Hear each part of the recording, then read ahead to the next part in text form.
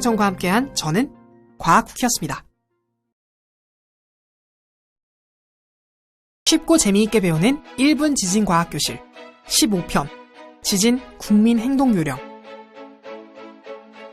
지진이 발생한다면 우리는 어떻게 해야 할까요?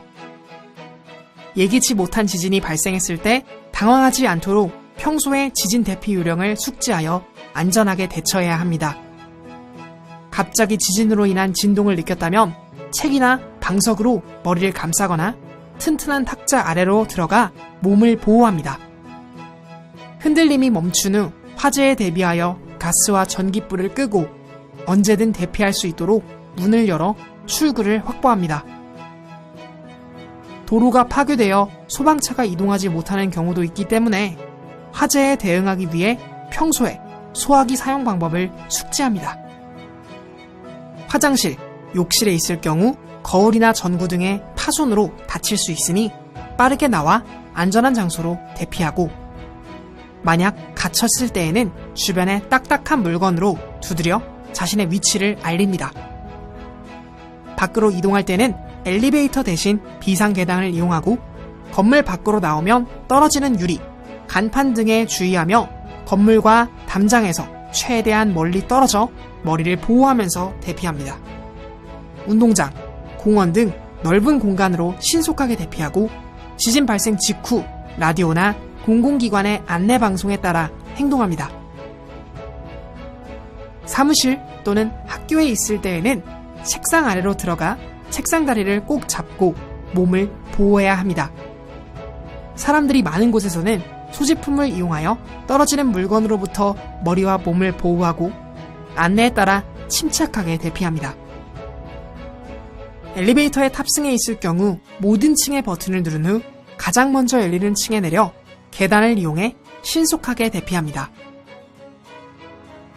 운전 중일 때에는 비상등을 켜고 서서히 속도를 줄여 도로 오른쪽에 차를 세우고, 대피해야 할 때는 열쇠를 꽂은 채 문을 잠그지 않고 이동합니다. 평소에 내가 있는 지역의 지진 5개 대피 장소를 미리 확인해 긴급 상황 발생 시 신속하게 대응하도록 하며, 지진 5개 대피 장소는 국민재난안전포털 생활안전지도 네이버 지도에서 확인할 수 있습니다. 안전을 위한 지식은 아무리 많고 많아도 부족하다고 하죠.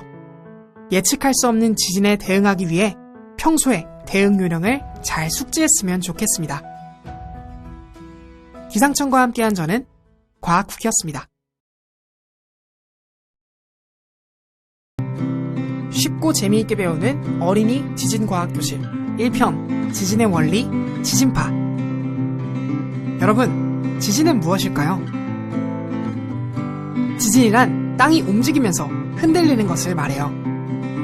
왜 땅이 흔들리는 걸까요? 실험을 통해 이유를 알아봐요. 삶은 달걀 하나를 준비해요. 힘을 줘보세요. 어떻게 되었나요? 달걀 껍질에 힘이 가해지면서 금이 가다가 결국 조각나 버렸어요. 달걀 껍질처럼 지구도 판이라고 하는 조각들이 약 10개로 나누어져 있어요. 판들은 서로 다른 방향과 속도로 1년에 약 1에서 5cm 정도 이동해요. 강에 있는 뗏목이 강물의 흐름에 따라 이동하는 것처럼 판들이 지구 안에 있는 뜨거운 멘틀 위를 떠다니면서 서로 만나 부딪히게 돼요. 이때 땅에 힘이 가해지고 땅 모양이 변하면서 지진이 발생해요. 지진은 사람이 느끼지 못할 정도로 작은 경우도 있지만, 큰 지진이 발생하면 많은 사람들이 다치고 건물, 도로, 다리 등을 파괴하는 무서운 자연재해가 돼요. 이렇게 우리에게 피해를 줄 수 있는 지진파는 과연 무엇일까요? 지진이 일어나면 그 충격으로 지진파라는 에너지가 발생해요.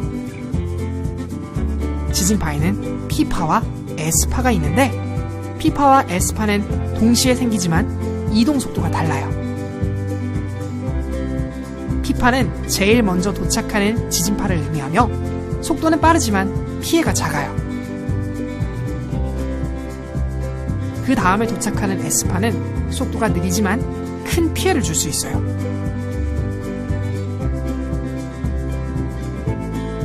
기상청에서는 속도가 빠른 P파를 먼저 감지해서 큰 피해를 주는 S파가 오기 전에 국민들에게 지진 발생 사실을 알리고 있어요. 보다 많은 사람들이 지진 피해를 최소화할 수 있도록 다양한 수신 매체를 통해 지진 정보를 전달하고 있어요. 기상청과 함께한 저는 과학후였습니다. 쉽고 재미있게 배우는 1분 지진과학교실 2편 규모와 진도. 지진을 나타내는 용어에는 어떤 것들이 있을까요? 진원은 지진이 발생한 곳으로 지진을 일으키는 에너지가 발생한 지하 내부 지점을 말해요. 진앙은 진원에서 바로 위 지표면과 만나는 지점입니다. 지진의 크기는 어떻게 나타낼까요? 지진의 크기를 나타내는 척도에는 규모와 진도가 있는데 둘 다 숫자가 클수록 더 강한 지진을 의미해요. 규모는 지진 자체가 가지고 있는 에너지의 크기이며 아라비아 숫자로 나타내요. 규모 1이 커지면 지진파의 진폭은 10배, 방출되는 에너지는 약 32배 증가해요. 지진이 발생했을 때 어느 곳에서든 그 지진의 규모는 동일해요. 진도는 내가 있는 위치에 따라 흔들림을 느끼는 정도를 말하며 로마 숫자로 표현해요. 같은 규모의 지진이라도 지진이 발생한 곳에서 멀어질수록 진도의 크기는 작아져요.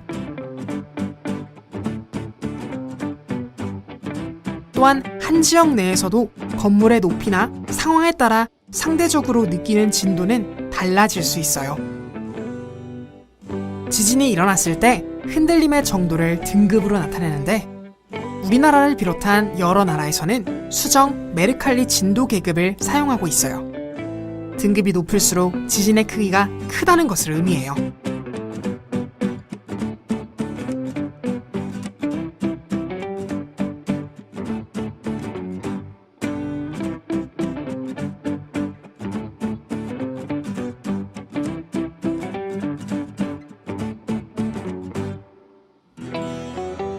진도 정보는 17개의 광역시도별로 제공하고 있으며 기상청 모바일 웹, 날씨누리 홈페이지에서 확인할 수 있어요.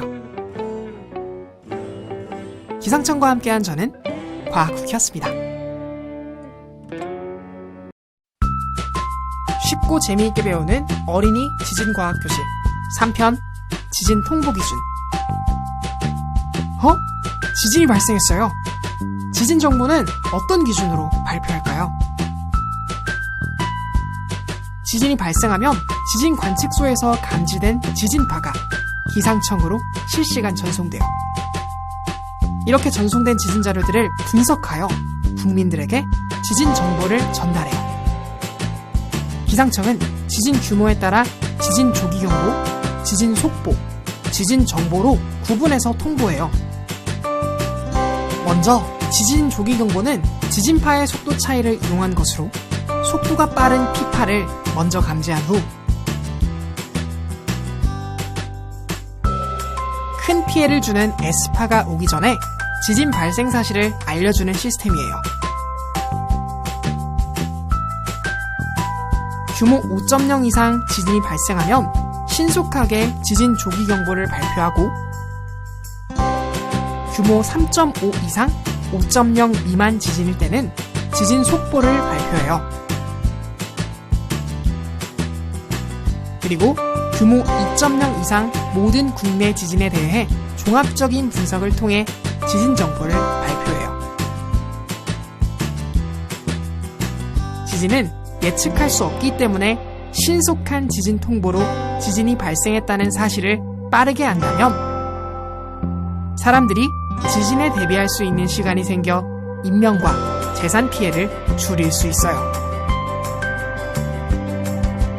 기상청과 함께한 저는 과학후였습니다. 쉽고 재미있게 배우는 어린이 지진과학교실 4편 지진해일. 여러분, 혹시 바다에서도 지진이 일어나는 사실을 아시나요? 2004년에 인도네시아의 수마트라 섬 부근 바다 밑에서 일어난 지진으로 인해 지진의 일이 발생해 엄청난 피해를 줬어요. 지진의 일이라는 단어는 쓰나미라고 불리는 일본어에서 유래했는데 쓰는 항구를, 나미는 파도를 의미해요.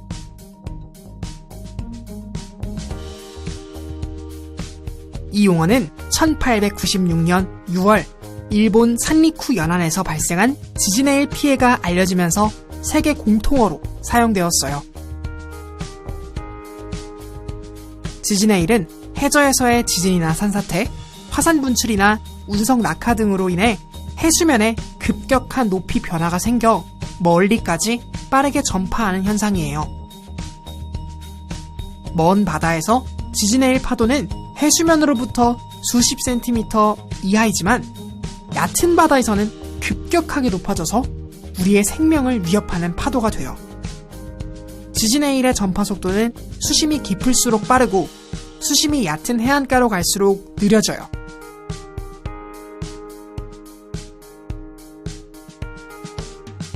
만약 우리나라에 지진의 일이 발생할 것으로 예상되면 기상청에서는 지진의 일 정보, 지진의 일 특보를 발표해요.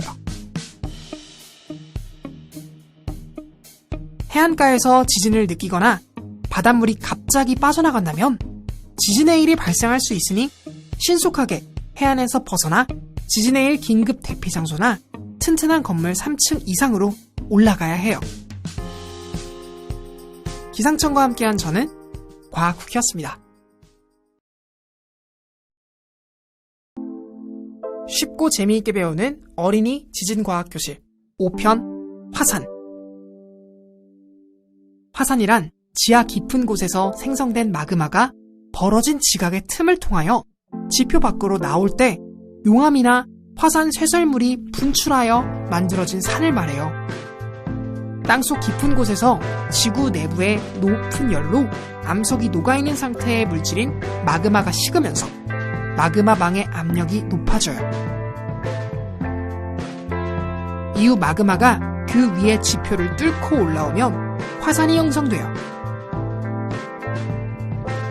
이때 마그마가 지표로 나와 액체 상태로 흐르는 물질을 용암이라고 해요.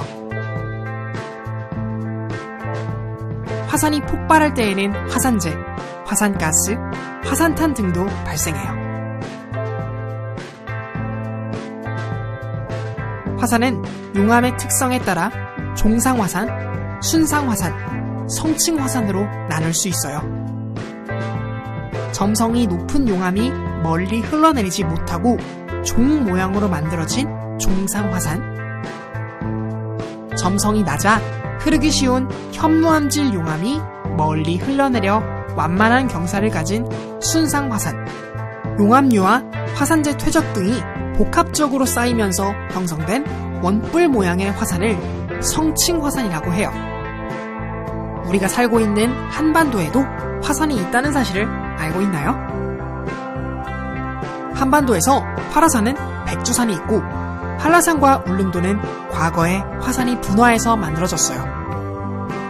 그중 백두산은 역사 기록을 살펴보면 과거 946년경에 화산 폭발의 크기를 측정하기 위해 0부터 9까지 나타낸 화산 폭발 지수에서 7에 해당되는 대규모 분화가 있었던 것으로 추정되고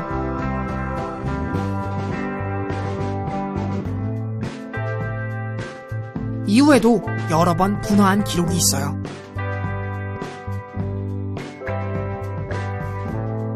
기상청에서는 우리나라에 영향을 줄 수 있는 주요 화산 29개를 포함해 전 세계 112개의 화산을 대상으로 화산 분화 활동을 감시하고 있어요. 만약 화산 분화로 우리나라에 영향이 있을 것으로 예상되면 화산재 특보를 발표합니다. 화산이 폭발하면 산불, 산사태, 그리고 화산재에 의한 대기오염 등 여러 가지 재해가 발생할 수 있어요.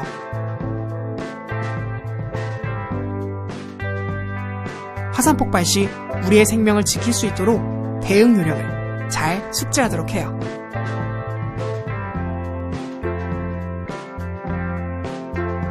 기상청과 함께한 저는 과학쿠키였습니다. 쉽고 재미있게 배우는 1분 지진과학교실 1편 지진이란 지구 내부에 급격한 지각변동이 생겨 땅이 흔들리는 현상을 말합니다. 지구의 내부는 내핵과 외핵, 맨틀, 그리고 지각으로 구성되어 있습니다. 고체 상태이지만 유동적인 암석층으로 이루어진 맨틀의 상하부 온도 차이로 인해 맨틀에서는 끊임없이 대류 활동이 일어납니다. 맨틀 위의 지각은 맨틀 대류에 따라 당겨지고 밀려지며 조금씩 움직이게 됩니다. 지각은 10개에서 16개의 판으로 나눠져 있으며 지진은 주로 판이 만나는 판의 경계에서 발생합니다. 대표적인 판의 경계인 환태평양 조산대에서는 큰 규모의 지진과 화산이 빈번하게 발생합니다. 세계의 지진이 거의 이곳에서 발생하여 불의 골이라고 불리기도 합니다. 판의 경계에서는 판이 서로 부딪히거나 밀고 포개지면서 지각 내부에 힘을 축적합니다. 지각의 탄성 한계를 넘어서는 순간 지각의 약한 부분이 급격히 파괴되고 땅이 갈라지고 흔들리게 되는데 이것이 바로 지진입니다. 지구 내부의 에너지가 우리가 살고 있는 거대한 암석 기반의 땅을 움직이고 또 그러한 움직임 때문에 흔들림이 발생한다는 사실이 정말 놀랍지 않나요?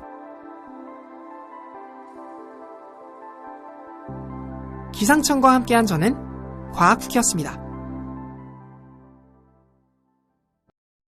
쉽고 재미있게 배우는 1분 지진과학교실 2편 단층과 지진 단층은 지각이 힘을 받아 버티지 못하고 끊어져 서로 어긋난 지질 구조를 말하는데 이는 탄성 반발설로 설명할 수 있습니다. 스티로폼을 양쪽에서 힘을 주어 밀다 보면 결국 부러지면서 소리와 진동을 느낄 수 있는데요.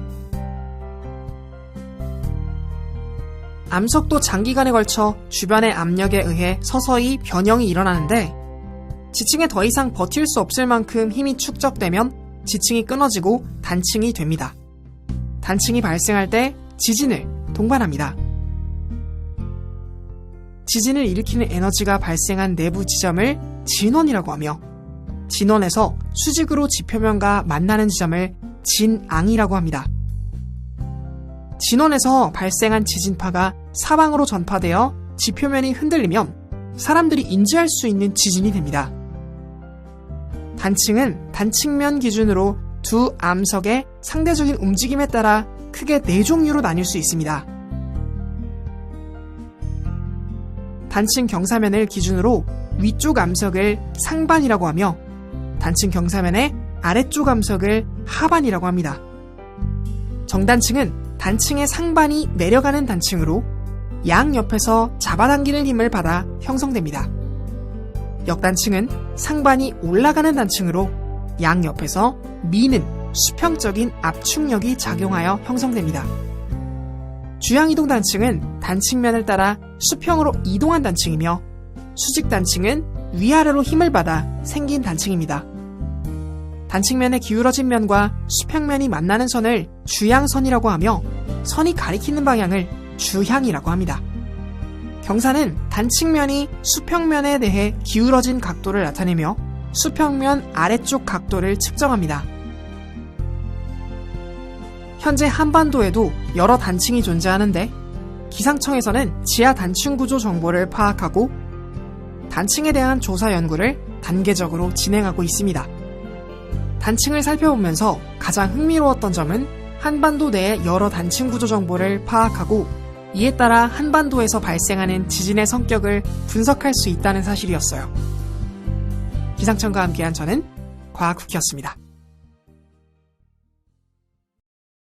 쉽고 재미있게 배우는 1분 지진과학교실 3편 지진파란? 지진파는 지진에 의해 발생하는 파동으로 이를 분석해 지진의 위치와 크기 등을 알아낼 수 있습니다. 지진파는 진원에서 시작해 지각 내부를 통해 전달되는 실체파와 지각의 표면을 따라 전달되는 표면파로 나눌 수 있습니다. 실체파는 P파와 S파로 나눌 수 있는데요. P파는 가장 먼저 도착한다는 의미인 프라이머리 웨이브에서 유래했으며 전파 속도는 6에서 8km/s입니다. S파는 두 번째로 도착해서 세컨더리 웨이브라고 부르며 전파 속도는 3에서 4km/s입니다. 파의 진행 방향과 운동 방향이 서로 직각이어서 피해가 큽니다. 다음으로는 표면파인 러브파와 레일리파가 지표면을 따라 전파되면서 피해를 입힙니다. 지진 발생 시 P파와 S파의 속도 차이를 이용하여 한 관측소에서 진원까지의 거리를 알 수 있고 각 관측소를 중심으로 진앙 거리를 반지름으로 하는 원을 그려보면 교차하는 지점이 진앙이 됩니다. 한 관측소에서 반구를 그려 진앙 아래 수직으로 만나는 지점이 진원, 그 거리가 진원 깊이가 됩니다. 큰 규모의 지진은 지진 발생 전후 진원 부근에서 여러 번의 지진이 발생합니다. 전지는 큰 규모 지진의 전조로 본진 전에 발생하는 비교적 작은 지진을 말하며 본진은 진원 부근에서 발생하는 규모가 가장 큰 지진을 말합니다. 여진은 본진 뒤에 발생하는 상대적으로 작은 규모의 지진입니다. 본진 발생 후 단층 주변에 남아있던 탄성에너지가 방출하면서 일어나며 본진의 규모에 따라 여진의 규모와 발생 기간은 비례합니다. 9.12 경주 지진 때 규모 5.1의 전진이 먼저 발생한 후 규모 5.8의 본진이 그리고 다음 날까지 규모 1에서 3의 여진이 계속 발생했습니다. 지진파로 알고 있는 P파와 S파를 실체파, 그리고 러브파와 레일리파를 표면파로 분류한다는 사실 잊지 마세요.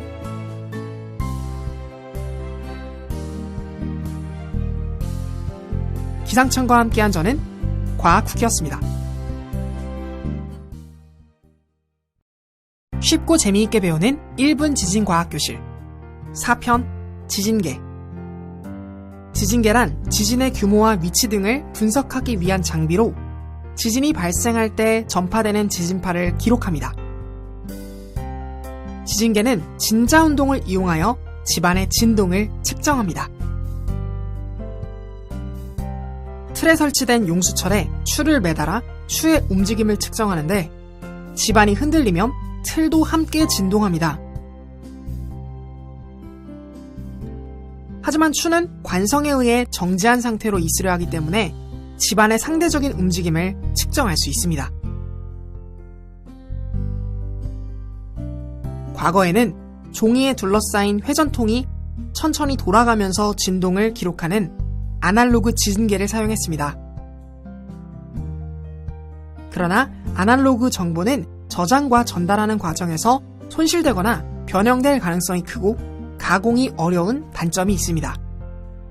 따라서 오늘날에는 이러한 단점을 보완할 수 있는 디지털 방식의 지진계로 발전했습니다. 디지털 지진계는 용수철의 끝에 추 대신 자석을 매달고 자석 주변에 코일을 감아 자석이 진동하면 전류가 발생하는 전자기 방식을 이용합니다. 집안 진동을 전류로 변화한 것으로 자석의 진동 속도에 비례하여 진동이 커질수록 전류의 세기도 증가합니다.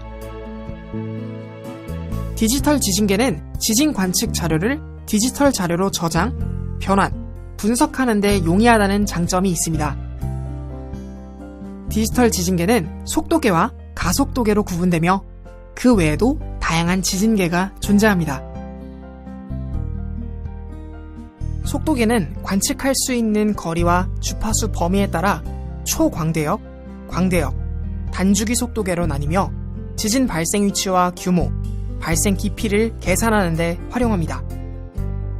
가속도계는 집안이나 건축물의 진동을 관측하기 위한 것으로 진동의 크기를 수치화하여 주로 진도 산출에 활용합니다. 또한 지표면 안반에 설치하는 지표형 지진계와 사람들의 활동 등으로 주변의 잡음을 줄이기 위해 땅속 기반함에 설치하는 시추형 지진계로 나눌 수 있습니다. 이외에도 다양한 지진계가 존재하는데 특수한 목적을 위한 저가형 지진계도 있으며 특히 우리가 사용하는 휴대폰에도 가속도 센서가 내장되어 있습니다. 현재 국가 지진 관측망은 기상청 264개 지진 관측소와 유관기관 60여 개소의 지진 관측 자료를 활용하고 있습니다.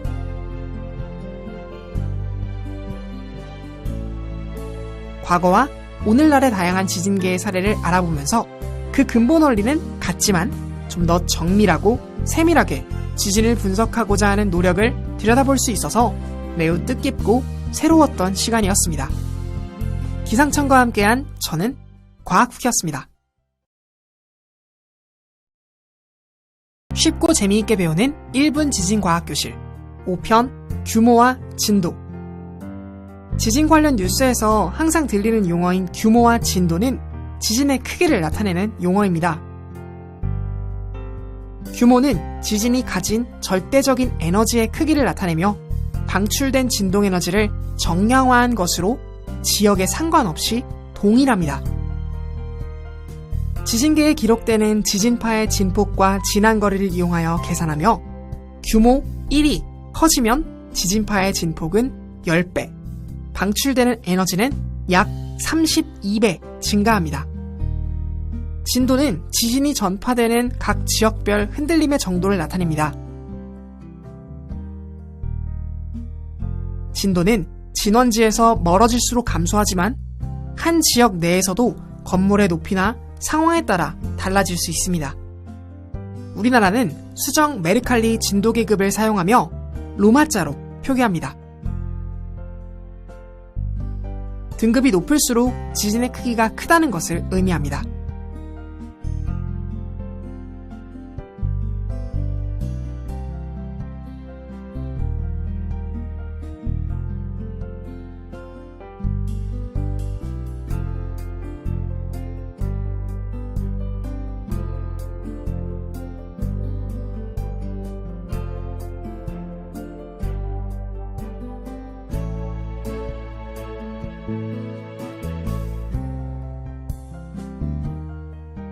기상청은 지역에 따라 맞춤형 진도 정보를 제공하는 진도 서비스를 시행하고 있습니다. 지진이 발생하면 예상 진도와 계기 진도 정보를 발표하는데 진도 등급을 색상으로 나타내어 지역별 진동 영향 정도를 확인할 수 있습니다. 예상 진도는 이론적인 계산식을 이용해 추정된 진도 등급으로 자동 분석된 신속 정보를 발표할 때 함께 제공됩니다. 계기 진도는 지역별로 설치된 지진계 관측값을 이용해 산출한 진도 등급으로 지진 분석사가 수동 분석한 상세 정보를 발표할 때 함께 제공됩니다. 진도 정보는 17개 광역 시도별로 제공하고 있으며 기상청 모바일 웹, 날씨누리 홈페이지, SNS 등 다양한 매체에서 확인할 수 있습니다. 흔히 규모와 진도에 대해서 혼동하기 쉬운데 이 영상을 통해 두 개념의 차이에 대해 분명히 할 수 있어서 또 진도 정보를 어떻게 알아볼 수 있는지도 알 수 있었던 소중한 시간이었습니다. 기상청과 함께한 저는 과학후키였습니다.